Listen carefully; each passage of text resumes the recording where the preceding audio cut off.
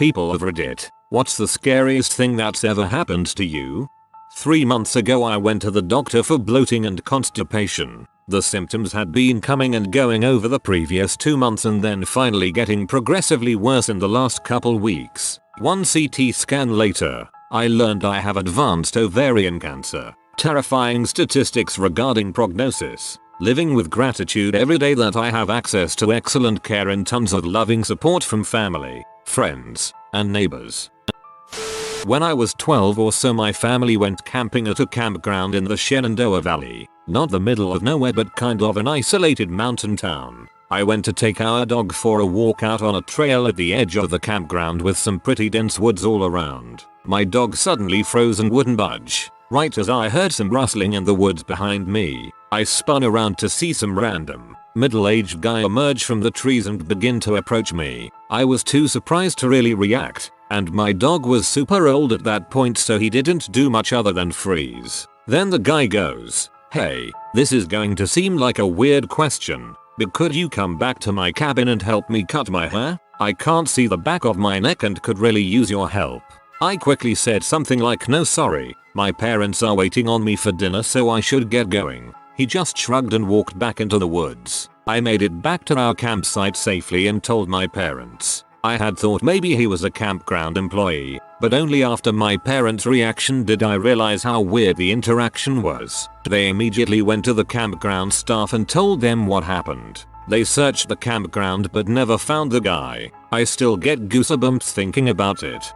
That's creepy as heck, but just imagine if that was a genuine offer. Might as well ask. No crap, they ran off, Jim. That's creepy as frick.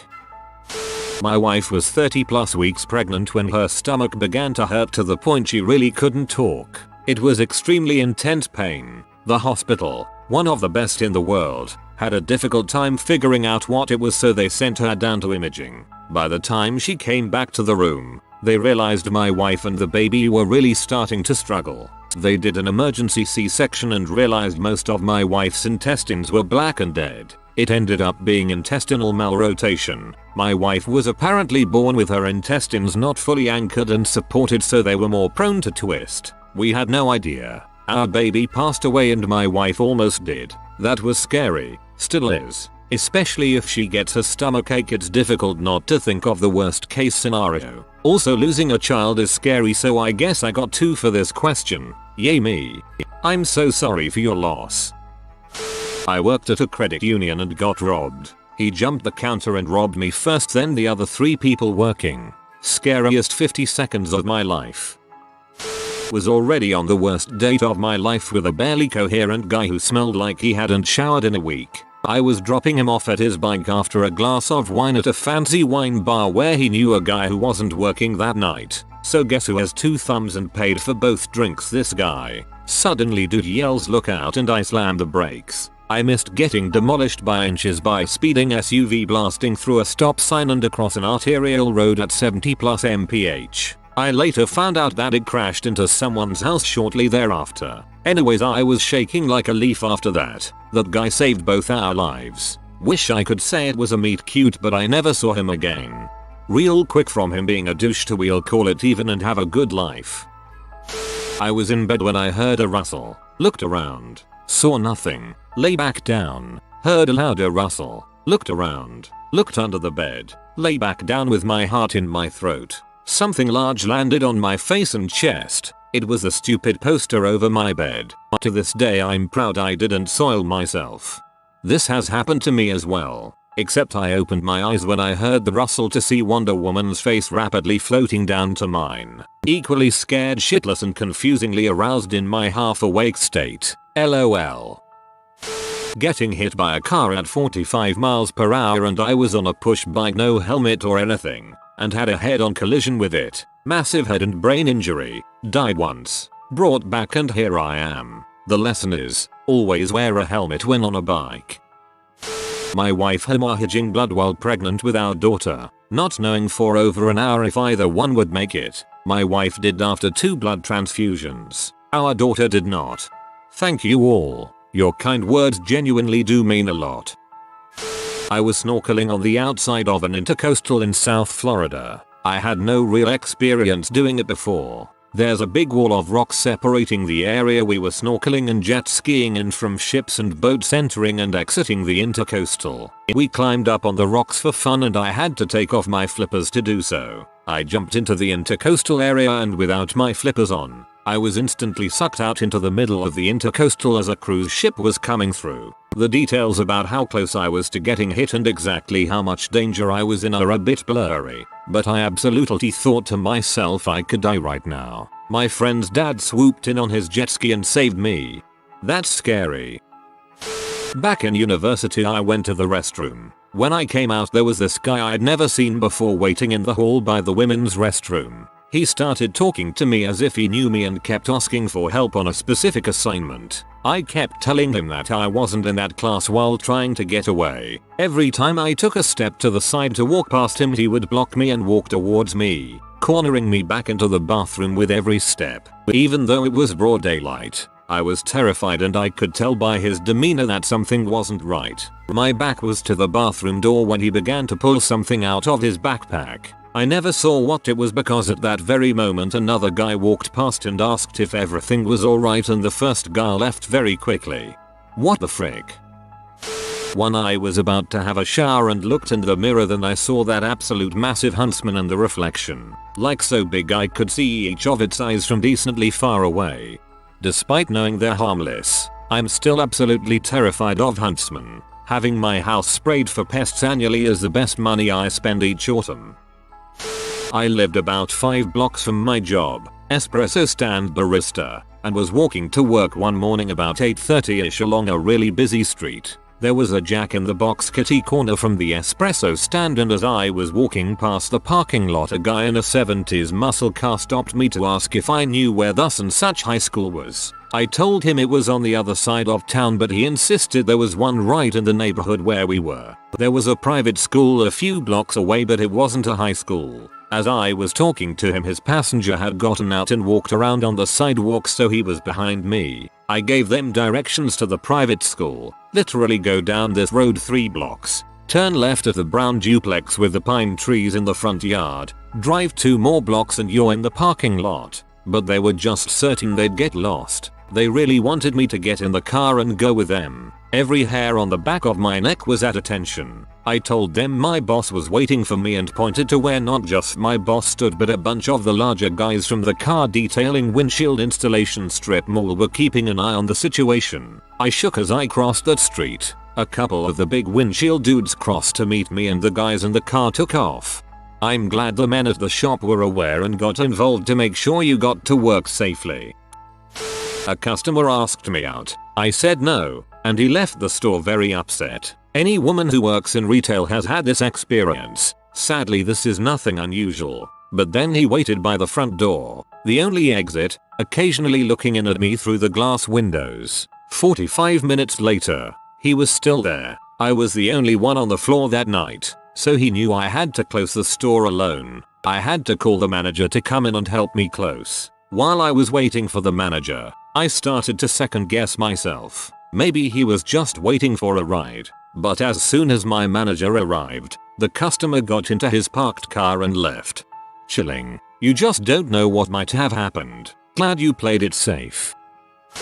Going into hospital with a terrible headache and learning I had a cancerous tumor in the middle of my chest. It was blocking the superior vena cava, hence the headache. I knew there was something wrong, but I never thought it would be that. It's a long time ago. I'm grand now. Thanks. Good. Watching my brother nearly die from anaphylactic shock when I was 6. He was only 18 months old. I was out with my mom when the person who was watching him called us to tell us that he had a rash and to come home immediately. We got home, and I still remember being absolutely horrified at how he looked. He was covered in hives and his eyes were swollen shut. I had to sit in the back seat with him on the way to the hospital. I remember not being able to look at him because it scared me too much. By the time we pulled up to the he was making these weird noises. His throat was nearly closed, and a nurse grabbed him out of my mom's arms, called a code blue, and rushed him into a room. I was outside the room watching doctors rush in. All I heard were monitors and yelling, so I assumed that he had just died. That was quite honestly the worst feeling that I've ever felt. I couldn't do anything but sit in a chair and cry and shake. A nurse came out after they stabilized him enough to know that he was going to survive and pointed out that he was crying. She held my hand and gave me a popsicle and told me that as long as he was crying then he was okay. He's 12 now, I'm 18, and I will forever have PTSD from that. Just typing this made me shake. I can't watch movies or shows with allergic reaction scenes or jokes. I can't even read books like that. I couldn't get through the beginning of One of Us is Lying because of the reaction. He's still allergic to peanuts like so many other kids. It makes me mad when people make jokes about food allergies, especially because of how deadly they can be. If it's possible, you should really seek therapy. It can help you overcome those horrible memories from your childhood. I'm so sorry you and your family had to go through such a traumatizing event. Some guy in the hotel room next to mine shot himself and the round made it through the wall and into my luggage. Almost getting mugged. Luckily I saw the bastard. I assume he was inexperienced, and turned around while I was a ways from him and outran his sluggish butt when he gave chase. Walked with a screwdriver in my pocket for months after just so I wouldn't be defenseless if he or someone else tried it again. Fell asleep behind the wheel. Car was completely damaged on the driver's side. I had to get out through the passenger side. I was not injured and I still don't know how I survived. I just shared a lesser scary story, but yours reminds me of another similar scary event that happened to me. I'm pretty sure I fell asleep at the wheel during a long night drive, hit the median and flew off the road. I totaled my car but walked away with a few bruises. I swear I had PTSD for a while after that accident. I got extremely lucky, nobody including myself was hurt. In college one weekend, I crashed at a friend's house and woke up early in the morning, 7 AM or so. I decided to walk 5 minutes back to my dorm to get some more sleep in my own bed. As I got close to my dorm, I noticed a man following me. No one else is out walking. He doesn't look college age either. I start fast walking to the front door. It was after the night security guard, aka paid students, left, so there was no one at the door. I still had to swipe my aid card to get in and he was very close behind me. I swipe my card and he sneaks in before the door fully closed and relocked. I bolted up the one flight of stairs to my floor and down a 80-foot hallway to my room. As I fumbled with my keys I saw the man enter the walkway, looking left and right to see where I went. I slipped in my room and locked my door. I didn't fall back asleep that morning. Not as scary as the other ones, but here's mine. I was 11. My friends were 12, 10 and 12. We were walking around the neighborhood while having a sleepover at my friend's house. At 3 AM and this drunk guy started chasing us halfway down the street shouting at us. We lost him by running around a servo and running past our school. I currently have a baseball-sized tumor in my liver that I found out about right before Thanksgiving and have a biopsy next week. I'm only 35 and so this has been scary. I'll likely have a large chunk of liver and tumor removed shortly, even though they think it is benign. It's been a scary month or so. Really makes you think about life. Hope that everything turns out well. Heart rate regularly went up to 220-240 BPM out of nowhere. Could go on for an hour and a half. Scariest part was the run of skipped beats that initiated this fast heartbeat. Got more or less used to it, but after getting it in a plane when flying to a place in the middle of nowhere, I started to worry again and decided it was time to get an ablation. I still have the occasional run of skipped beats. Still scary, but no extremely high heart rate anymore. Would recommend an ablation if having similar issues. I've had 9 ablations. LOL. And yes, I completely agree with you. Scary dang stuff. Growing up I lived 1 block away from a street specifically for the elderly with an elderly home right across the street from it. I remember when I was in 6th grade I was walking home with my sister and as we were about to cross the sidewalk, this couple stopped their car right on the sidewalk and just stared at me blankly for a solid 30 seconds, without blinking or any movement whatsoever before driving off. I have no clue why they stared at me, but it scared the crap out of me. Reminds me of the movie The Visit. I went out for a few drinks with friends one Saturday night, left the bar and went back to my apartment where I live alone. I got into bed and fell asleep. The next morning my friend sent me a message on WhatsApp saying send me the photos from last night, so I flicked through all of the photos from the night before to find at least 20 pictures of me sleeping, and in the background of the photo the shadow of someone on the wall, clearly holding up my phone, taking pictures all dated and timed during the time I would have been asleep. My dad kidnapped me and my brothers when I was 10 or 11. He has a manic depressive disorder. He seemed normal when he picked us up from mom's house on Friday, but very quickly we realized he was manic. He got rid of every phone in the house before we arrived, so we had no way to call for help, and this was before cell phones. Sadly, we were good at managing irrational adults by that age, so we managed to survive most of the weekend unscathed, except my older brother was beat very badly on Saturday morning. On Sunday, he loaded us in the car to take us home. He then proceeded to race through the city, out to the country, and up and down highways and country roads for 15 hours. We were supposed to be home at mom's by 11 AM on Sunday. He kept us until about 3 AM Monday morning. Intermittently he would pull his truck over and ask us to do random tasks like hand him a hanger, or give directions, or tune the radio. If one of us failed to do it to his satisfaction, he would make us all run around the truck until he allowed us back in. He was also having auditory hallucinations that led him to accuse us of saying disrespectful things, changing the radio station, etc. Sometimes he would get out of the truck, stand in front of it, pray for a long time, then raise his hands to praise God and spin. I tried to get help when he stopped at a gas station once, but was too afraid of the punishment if dad caught me. My dad picked us up at 5 PM on Friday, and returned us at 3 AM Monday morning. He did not feed us the entire time. Mum spent a night calling the police begging them to look for us, and they kept saying it hadn't been long enough. She had seen a movie in which a mother and stepfather blew up the kids rather than return them to the stable parent, and it really affected her. Also, my dad had knives and guns and was known to be a violent drunk. When we finally arrived home we collapsed as soon as the door closed behind us. All three of us crumpled to the ground in relief and exhaustion. It has been nearly 20 years and I still tense and shake when I think about it. So your mother knew that your father had these episodes and the police fobbed her off. Helpful. I'm glad you're all okay. Well, you know what I mean. Stuck in a riptide for about 70 minutes before a helicopter picked me up in a basket. My little brother wasn't as fortunate. Swim parallel to the shore to escape a riptide. Y'all. I am so sorry. My GP cut open an abscess in my groin area to release pressure, put some bandage on it and sent me home. On the way home I noticed I was leaking down there and I was in a lot of pain. Way more than the previous time I had it done. Got out of the car crying from the pain and noticed the seat was all blood. Turns out my GP hit an artery and I was bleeding out. My mom drove me to the hospital and I truly felt like I was dying, fighting to stay awake. That's gonna stick with me for a while. I hope you change GPs. Christ. Posted this before, but I was staying in a hotel by myself and decided to watch The Exorcism of Emily Rose. Bad decision. Some butthole had played the Crowless Hotel prank, and I had set the alarm clock radio to go off on full volume to a Gregorian chant channel aka Catholic monk music at 4 AM. I've never moved so fast in my life. Jumped halfway across the room trying to figure out what was happening.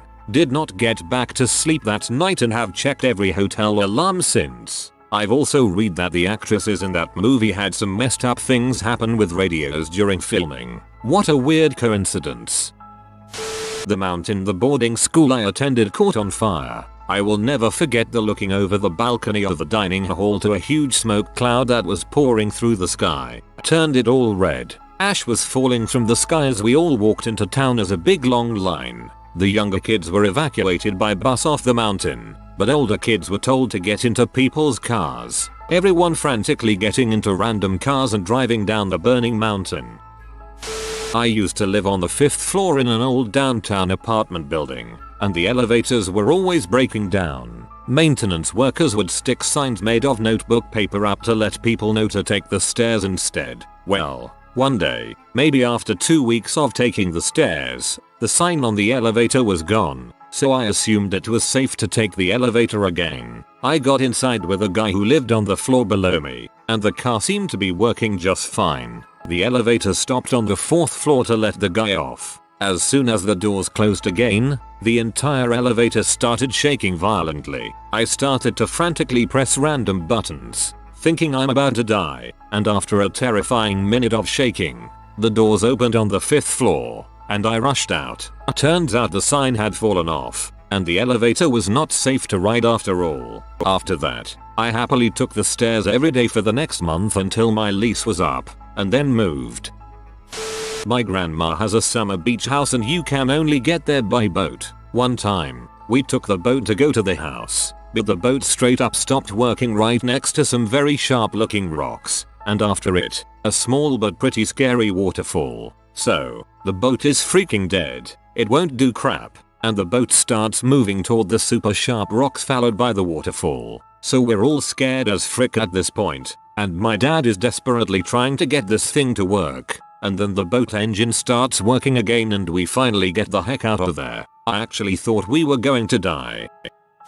Hit a mine in the Gulf at around 3 AM and in bed. It came off the ship 4 times from bow to aft and eventually got dragged into the propellers, which put a big crease in the mine. Our mess on the ship was above the propellers and we'd heard it getting closer as it slammed off the side of the ship. Luckily it was a dud and was picked up by the Americans. In the time of first hearing it hit the front of the ship to eventually being spat out must have been 30 seconds or so. Totally aware of not being able to scream or speak. Absolutely frozen and literally pee myself and didn't know until it was over and I wasn't the only one. The Americans offered it to us as a souvenir but it was politely declined. First Gulf 90.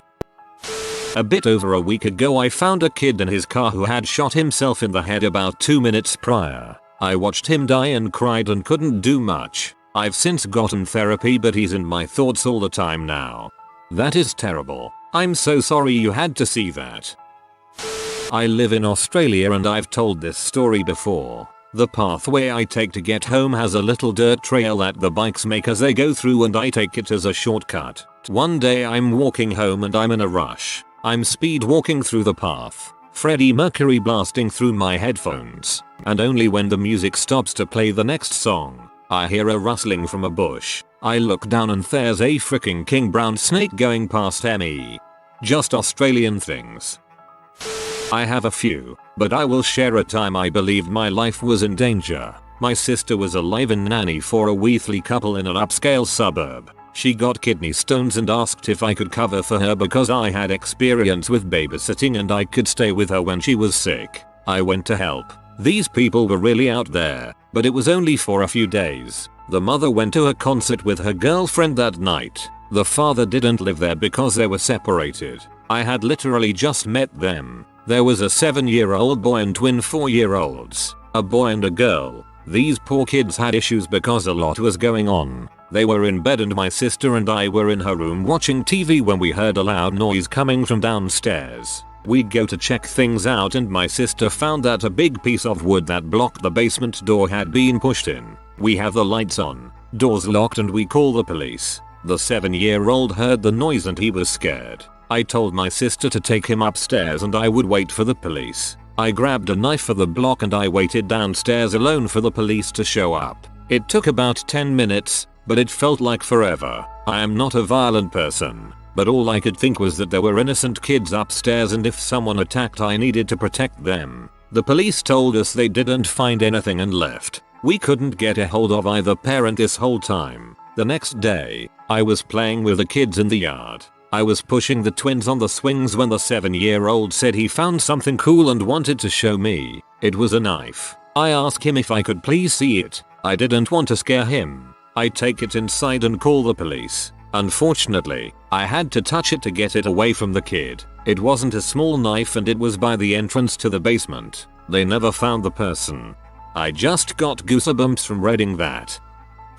Born with a heart condition, had to go to Seattle once a year for a checkup. I was 9-12 this time. Parents parked in a different area of the parking lot. Didn't think anything of it. Then they led me to the surgery elevators. They must be mistaken, but I don't want to be rude so I don't say anything. Proceed to surgery check-in, get called back, handed plastic shot glass of pink syrup like liquid. No one said anything to me on the 5-hour drive over about this. I still have trust issues, and I'm still mad about this. volunteered in Rwanda in '97. Driving back alone to my project area. Drove through a heavily forested area around noon. Found out later in the day that the local governor got killed in an ambush in that same area. 12 killed. 2 vehicles burned. He'd passed through about an hour after I went through. Kid got hit by a car in the street outside my house. I was shaking so bad that it took me forever to call 911. Thankfully, he turned out okay. Losing brakes on a mountain road was pretty wild. So was losing my young daughter in the grocery store. All these things have been brief. Thank heavens. If you are new to the channel, you can subscribe. I publish new videos every day. Until then, check another video.